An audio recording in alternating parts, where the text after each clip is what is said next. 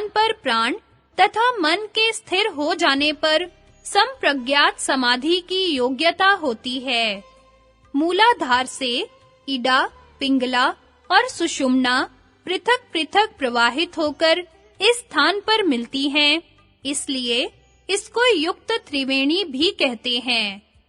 ईडा भागीरथी, गंगा, पिंगला, यमुना नदी, तयोर मध्य गता नाडी सुषुम्नाख्या सरस्वती, त्रिवेणी संगमो यत्र तीर्थराजः स उच्यते, तत्र स्नानं प्रकुवीर्त सर्व पापै प्रमुच्यते।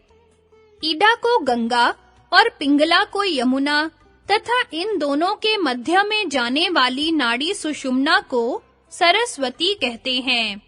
इस त्रिवेणी का जहाँ संगम है, उसे तीर्थराज कहते हैं। इसमें स्नान करके सारे पापों से मुक्त हो जाते हैं। तदेव हृदयम नाम सर्वशास्त्रादि सम्मतम, अन्यथा हृदि किंचास्ति प्रोक्तम यत् स्थूल बुद्धि भी। यही अर्थात आज्ञा चक्र ही सर्वशास्त्र सम्मत हृदय है। स्थूल बुद्धि वाले ही अन्य स्थूल स्थान को हृदय कहते हैं। यह आज्ञा चक्र शिव नेत्र दिव्य दृष्टि का यंत्र है। प्राण तोषिणी तंत्र में एक 64 दल वाले ललना संज्ञक चक्र की तालु में और एक शत दल वाले गुरु चक्र की अवस्थिति ब्रह्मरंध्र में बतलाई है तथा किसी-किसी ने सोम चक्र, मानस चक्र, ललाट चक्र आदि का भी वर्णन किया है, किंतु ये सब सातों चक्रों के ही अंतर्गत है। क्रियात्मक रूप से इनकी अधिक उपयोगिता नहीं है। सहस्त्रार व शून्य चक्र, इसका संकेतक स्थूल रूप सेरेब्रल प्लेक्सिस है। पहला स्थान तालु के ऊपर मस्तिष्क में ब्रह्मरंध्र से ऊपर सब शक्तियों का केंद्र है। दूसरा आकृति नाना रंग के प्रकाश से युक्त सहस्त्रों पंखुड़ियों वाले कमल जैसी है। तीसरा दलों के अक्षर, पंखों पर अ से लेकर क्ष तक सब स्वर और वर्ण है। 4 तत्व, तत्वातीत है। 5 तत्व बीज, विसर्ग है। 6 तत्व बीज गति, बिंदु है। 7 लोक, सत्यम है। 8 तत्व बीज का वाहन, बिंदु है। 9 अधिपति देवता पर ब्रह्म अपनी महाशक्ति के साथ। 10 यंत्र, पूर्ण चंद्र, शुभ्र वर्ण। 11 फल, अमर होना, मुक्ति। इस स्थान पर प्राण तथा मन के स्थिर हो जाने पर सर्ववृत्तियों के निरोध रूप असंप्रज्ञात समाधि की योग्यता प्राप्त होती है। कुछ विद्वानों तथा अभ्यासियों का विचार है कि उपनिषदों में जो अंगुष्ठ मात्र हृदय पुरुष का स्थान बतलाया गया है, वह ब्रह्मरंध्र ही है, जिसके ऊपर सहस्त्रार चक्र है, क्योंकि यही अंगुष्ठ मात्र आकाश वाला है। यही चित्त का स्थान है, जिसमें आत्मा के ज्ञान का प्रकाश अथवा प्रतिबिंब पड़ रहा है, और इसी स्थान पर प्राण तथा मन के स्थिर हो जाने पर असंप्रज्ञात समाधि अर्थात सर्ववृत्ति निरोध हो जाता है। शरीर में जीवात्मा का कौन सा स्थान है, इस संबंध में कई बार प्रश्न किए गए हैं। वास्तव में आत्मा के ज्ञान का प्रकाश चित्त पर पड़ रहा है।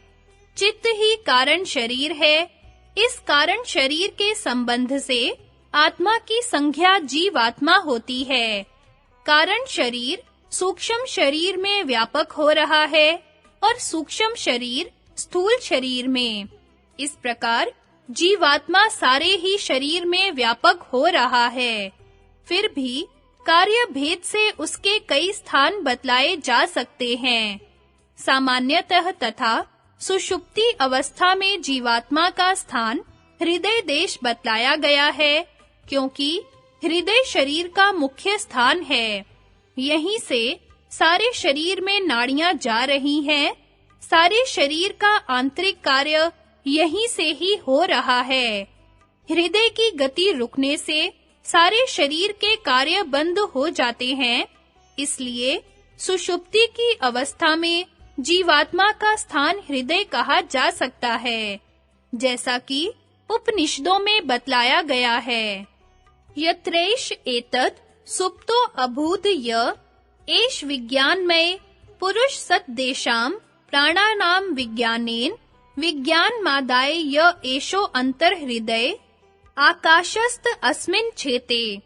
जबकि यह पुरुष जो यह विज्ञान स्वभाव है गहरा सोया हुआ होता है, तब वह इन इंद्रियों के विज्ञान के द्वारा विज्ञान को लेकर जो यह हृदय के अंदर आकाश है वहां आराम करता है। स्वप्नावस्था में जीव का स्थान कंठ बतलाया है, क्योंकि जागृत अवस्था में जो पदार्थ देखे, सुने या भोगे जाते हैं, उनका संस्कार बाल के 1000वें भाग जैसी बारीक कंठ में स्थित एक हिता नाम की नाड़ी में रहना बतलाया गया है। इसलिए अनुभूत पदार्थ और उनका ज्ञान स्वप्न अवस्था में कंठ में होता है। जागृत अवस्था में जीवात्मा बाह्य इंद्रियों के द्वारा बाहर के विषयों को देखता है। बाह्य इंद्रियों में नेत्र प्रधान है, इसलिए जागृत में जीवात्मा की स्थिति उपनिषद में नेत्र में बतलाई गई है। यथा यह एषो अक्षिणी पुरुषो दृश्यत एष आत्मेति। यह जो आंख में पुरुष दिखता है, यह आत्मा है।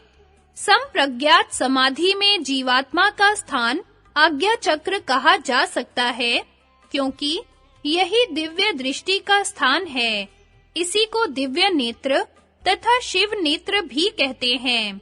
इसी प्रकार असंप्रज्ञात समाधि में जीवात्मा का स्थान ब्रह्मरंध्र है, क्योंकि इसी स्थान पर प्राण तथा मन के स्थिर हो जाने पर असंप्रज्ञात समाधि अर्थात सर्ववृत्ति निरोध हो जाता है। कुंडलिनी शक्ति। पाठकों को सुषुम्ना नाड़ी की महत्ता, उसके भीतर 3 शक्तिशाली नाड़ियों के केंद्रों के वर्णन कर देने से प्रकट हो गई होगी।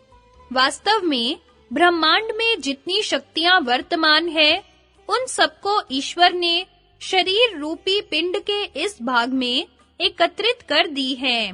किंतु सुषुम्ना नाड़ी का मुख त्रिकोण योनि मंडल के मध्य स्थान पर, जहां से यह मेरुदंड के भीतर होती हुई ऊपर की ओर चलती है, साधारण अवस्था में बंद रहता है। इसी कारण इसकी शक्ति अविकसित रहती है और प्राण शक्ति केवल इडा और पिंगला द्वारा, जो इस त्रिकोण मंडल के वाम और दक्षिण भाग से ऊपर की ओर चक्रों को छूती हुई चलती है। सारे शरीर में यह ऐसे ही निरंतर प्रवाहित होती रहती है। इसी त्रिकोण योनि मंडल में एक अति सूक्ष्म विद्युत समान अद्भुत दिव्य शक्ति वाली नाड़ी लिपटी हुई पड़ी है। इसका दृष्टांत एक ऐसी सर्पिणी से दे सकते हैं, जो 3.5 लपेट खाए हुए अपनी पूंछ को मुख में दबाए शंखाकार होकर सो रही हो। इसी को कुंडलिनी शक्ति कहते हैं। यह नाड़ी बिना प्रयोग के सुप्त जैसी पड़ी रहती है। इसका शरीर संबंधी कोई कार्य बाह्य दृष्टि से प्रतीत नहीं होता। इस कारण पाश्चात्य शरीर शास्त्र के विद्वान अभी तक इसका कुछ पता नहीं लगा सके, किंतु प्राचीन यूनान, रोम आदि देशों के तत्ववेता, जहां भारतवर्ष से सारी विद्याओं का प्रकाश फैला था, इससे परिचित थे। अफलातून तथा पिथागोरस जैसे आत्मदर्शी विद्वानों के लेखों में इसका इस प्रकार संकेत पाया जाता है कि नाभि के पास एक ऐसी अद्भुत शक्ति विद्यमान है, जो मस्तिष्क की प्रभुता अर्थात बुद्धि के प्रकाश को उज्जवल कर देती है और जिससे मनुष्य के अंदर दिव्य शक्तियां प्रकट होने लगती हैं।